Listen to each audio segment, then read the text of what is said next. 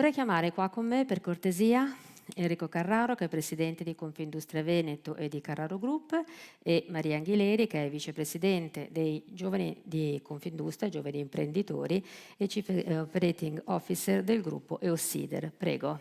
Prego. Eccoci qua. Allora, io proseguirei, quindi comincerei col dottor Carraro per proseguire un po' il discorso che è stato fatto fino adesso, quindi in particolare dal presidente di Cassa, perché ha detto alcune cose importanti sull'importanza della governance, l'importanza anche di... È vero che abbiamo un sistema industriale molto reattivo e poi lo vedremo con Maria Anghileri, perché effettivamente non possiamo dobbiamo dirlo che comunque le nostre imprese hanno reagito bene, però abbiamo, ecco, se possiamo proseguire un attimo il discorso in modo che ci sia anche un po' un filo conduttore. Ma proseguiamo il discorso su cosa? Sulla fiducia, sullo stato La cosa che più l'ha colpita. dell'impresa, sulla buona volontà degli imprenditori in questi momenti che sono molto particolari. Ho lanciato qualche settimana fa non un allarme ma un segnale di attenzione su come sta andando il nostro Veneto. È sempre più difficile interpretare quello che sta succedendo. Le cose sono andate bene, sono andate molto bene, abbiamo fatto un grandissimo recupero oltre quelle che erano le aspettative. Oggi di fatto c'è un certo rallentamento e una certa incapacità nel definire quello che è il mercato di domani, quando domani non sono i prossimi 3 anni, ma molte volte per molte aziende sono i prossimi 12 mesi. Ci sono elementi che ci stanno portando ancora a un po' di preoccupazione. C'è un elemento dei tassi che sta pesando particolarmente in un periodo anche dove era richiesta e dove era necessario un certo contributo agli investimenti. Io poi sono sufficientemente anziano, io così sono nato, c'è una generazione di imprenditori e di manager che ha fatto impresa con i tassi a zero. Io ho fatto anche impresa quando c'erano i tassi a doppia cifra e si può fare anche questo. Di fatto però c'è un rallentamento negli investimenti e il rallentamento degli investimenti che soprattutto in un paese come l'Italia che ha ancora deficit di produttività sono elementi che sono molto pericolosi. Quindi c'è la Germania che è così, noi siamo molto legati come regione alla Germania, c'è un problema di dimensioni aziendali. Io ho un territorio piccolo, medio, bene bello, riusciamo a fare impresa, ma siamo nel mezzo della filiera, noi riusciamo a sostenere anche questo periodo, ma i margini grandi, importanti, vengono fatti all'inizio della filiera. Le politiche industriali dell'automotive in Italia non vengono più fatte. Noi ci mettiamo in mezzo, siamo bravi, lavoriamo, ma chi decide come devono essere fatti i motori e se devono essere fatti endotermici o elettrici, ovvero chi decide se le fabbriche le fanno in Polonia o in Francia e in Italia, ormai non sia più nel nostro paese, quindi noi siamo in una continua rincorsa. E chiudendo, e poi lascio sulle grandi imprese, vedo che anche il Veneto, non per primo, perché per esempio su questo qui l'Emilia è anche più avanti, perché ha già fatto una legge regionale per l'attrazione delle grandi imprese. Noi, la politica e soprattutto il Veneto, ha avuto un po' paura delle grandi imprese. Oggi ci stiamo accorgendo, abbiamo lavorato anche tanto per Intel, non so come andrà a finire questa partita, che la grande impresa, se viene per investire, se viene per portare tecnologia, è sicuramente un valore aggiunto che possono dare a tutta la lunga filiera della nostra imprenditoria. Però Maria Anghileri, diciamoci anche siamo bravi, anche qualche cosa, perché in effetti le nostre imprese, lo ricordava anche prima il presidente di Cassa Depositi, il fatto anche di avere imprese non grandissime comunque non ci ha diciamo, penalizzato eccessivamente per adesso sul mercato, siamo rimasti molto competitivi. Ecco, noi abbiamo infatti intitolato questo panel La forza dell'impresa manifatturiera, perché effettivamente noi abbiamo un'impresa manifatturiera che comunque è stata molto reattiva. Quali sono state diciamo, le motivazioni per cui siamo riusciti a fare meglio di paesi come Germania e Francia? E quindi, prego. Sì, io partirei da un dato positivo, sorprendentemente positivo, che è quello del risultato dell'economia italiana in un periodo complesso. La guerra, la pandemia prima, i rincari delle materie prime e tutte le previsioni erano quelle di un'Italia che avrebbe sofferto. E invece la nostra economia e la nostra industria ancora una volta hanno sorpreso tutti. Basti pensare che, secondo i dati del Fondo Monetario Internazionale di aprile, l'Italia nel 2021 e nel 2022, in questo biennio, è cresciuta di più dell'economia mondiale nel suo complesso. Il PIL nel biennio 2021-22 è cresciuto dell'11% e nello stesso periodo il rapporto debito-PIL è sceso di 10 punti rispetto al 2020. Ecco, io credo che sono risultati straordinari e che forse non ce lo diciamo come dovremmo dircelo a gran voce, perché dobbiamo essere orgogliosi della nostra manifattura, che è il nostro Made in Italy. Siamo leader globali specializzati. Pensiamo anche al risultato dell'export. Nel 2022 c'è stato un altro record della manifattura, 594 miliardi di export. Come siamo arrivati a fare questi risultati? Sicuramente grazie alla forza delle imprese che hanno continuato a investire. Come diceva prima il professor Leonardi, se non si investe non si cresce, e questi investimenti sono stati possibili anche sfruttando delle politiche industriali rivoluzionarie, in qualche caso come Industria 4.0, come il Patent Box, come il credito d'imposta e ricerca e sviluppo. Credo che adesso abbiamo una grande responsabilità, che è quella di non disperdere questi risultati positivi.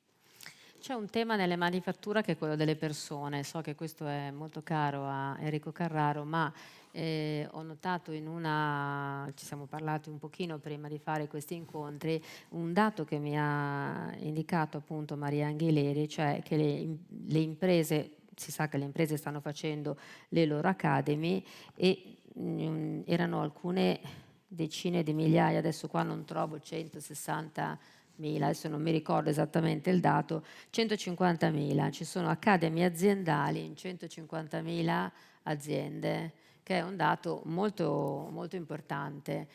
Gli imprenditori stanno facendo da soli? Parlo con lei e poi torno a lei.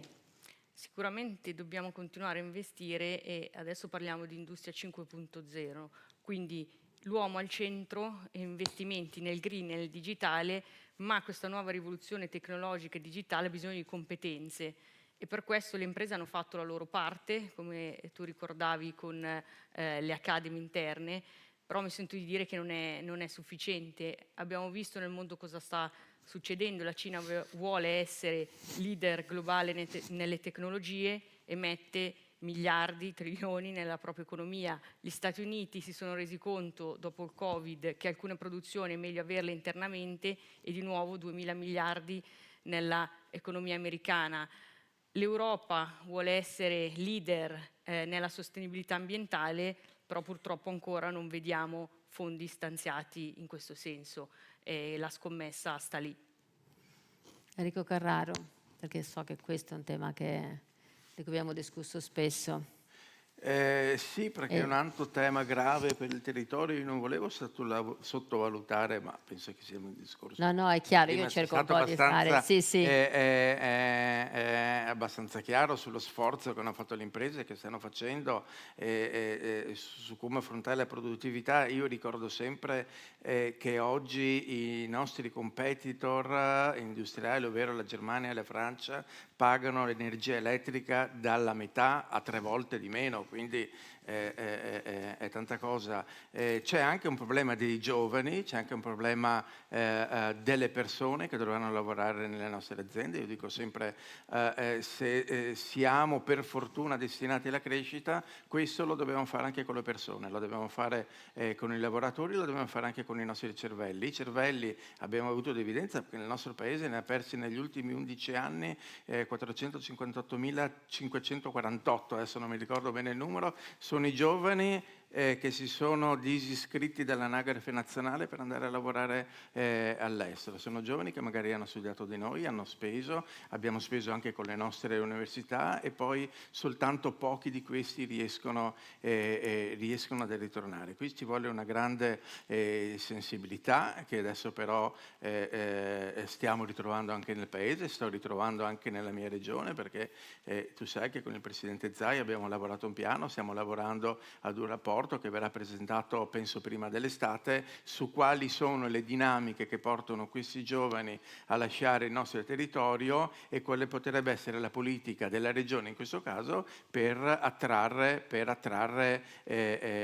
nuove risorse che sono essenziali per la crescita. Ma c'è un altro problema che i presidenti e i colleghi delle varie territoriali mi pongono sempre tra i primi, è anche la mancanza di lavoratori nelle nostre imprese, e questo qui, ripeto, per la crescita, perché comunque sono d'accordo che abbiamo avanti 1-2 anni così che è difficile interpretare come andranno le cose, ma se uniamo questo al Natale demografico che da noi soprattutto è drammatico, abbiamo bisogno di attirare anche nuovi lavoratori e questo qui lo dobbiamo fare fuori da ogni logica, diciamo, politica, e non perché c'è anche qualche impresa, qualche grande impresa, anche qui il Veneto, che si sta organizzando per questa, però bisogna farla in una cornice diciamo così, di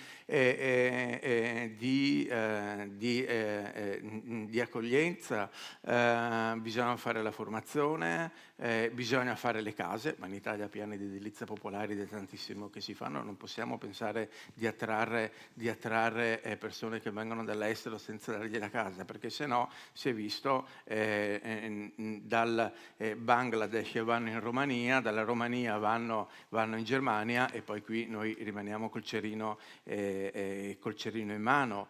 Abbiamo, parlando di PNR, così per inciso e per sbaglio, non per sbaglio si è parlato di asili. È di questo che hanno bisogno le imprese, guardate. L'asilo, che tu direi cosa No, no, interessa a un sai che no, no. imprenditore parlare di asili? In un momento anche qui in Veneto, dove per carenza di forza lavoro tante donne stanno ritornando a lavorare anche nelle nostre fabbriche, allora o gli si costruisce una rete di assistenza per i nostri lavoratori che abbiano gli asili, che abbiano le strade, perché altrimenti poi noi, sempre grazie solo alla buona volontà, all'intraprendenza e ai soldi che mettiamo nelle nostre aziende, andiamo avanti, ma c'è poi un terreno non fertile. Il problema anche lì, secondo me, degli studentati è un problema molto importante, perché poi le nostre università, che già fanno fatica a attrarre giovani che vengono a studiare dall'estero, e purtroppo sono poche le università che è la prima scelta l'università italiana, abbiamo bisogno anche lì di costruire un ambiente che poi ci serva, perché io non guardo ai prossimi 24 mesi, ma guardo a quello che sarà il nostro paese nei prossimi 10 anni. Però c'è un rapporto rinnovato con la politica o no? Perché sembrerebbe che un minimo di politica industriale in questo momento ci sia. Beh, una delle prime cose che ho fatto in regione, quando sono diventato presidente, sono andato a proporre un protocollo per l'incoming, per gli investimenti. I protocolli in Italia, le leggi servono poco, i protocolli non servono assolutamente niente, ma qualche cosa per dimostrare la buona volontà. In 4 anni non è stato fatto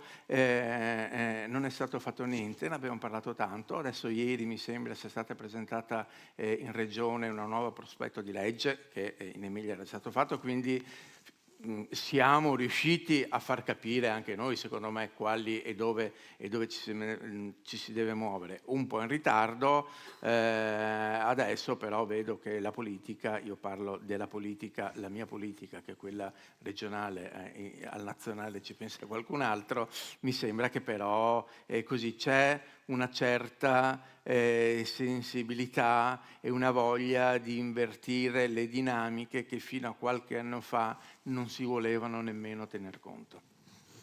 Maria Gheleri è d'accordo con questa ultima parte che citava, di cui parlava Carraro? Io credo che dei segnali positivi anche dalla politica ci siano. La vera sfida, come tutti hanno ricordato, è quella del PNRR, anche perché se vogliamo poi richiedere l'emissione di debito comune dobbiamo prima di tutto dimostrare di saper sfruttare questa occasione storica.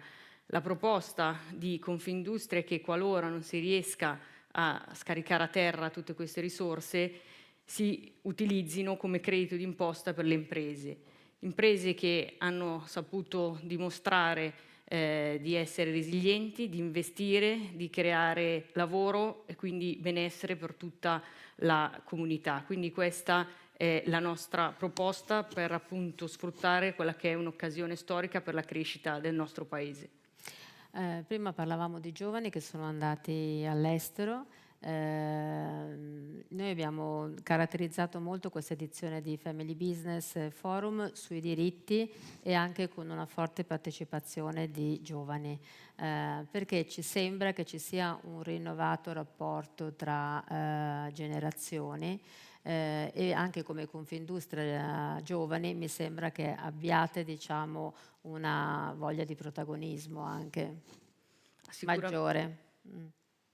I giovani devono essere al centro di qualsiasi politica economica. La recente assemblea di Assolombarda, il presidente Spada ha lanciato una proposta al governo che è quella di una flat tax per le assunzioni degli under 35 e crediamo sia una proposta e un segnale concreto di attenzione verso i giovani.